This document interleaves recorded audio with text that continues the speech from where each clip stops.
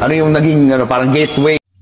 Pakinggan po natin si Julius Babaw sa pag-interview sa pamilya Diskaya kung paano sila yumaman.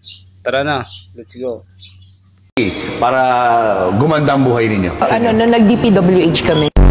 Gano'ng karaming kotse meron kayo? Parang personal use lang namin, nasa 30 plus na yata siya. 30 plus? 40. O, nagagamit niyo ba lahat yan? Yun, hindi na nga.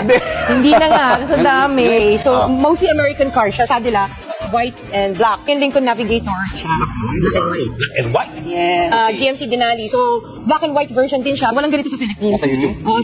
Nasa Grand Wagoneer. Pinaship ko from the US. From the US? Nagmamaneho ka rin? Marunong mag-drive, left, right. Hindi marunong mag-park. Si Suburban. Tsaka si Alphard, Dodge Ram. And then the Tundra na Toyota. Imported din to, no? Yes. Walang ganito rito, no?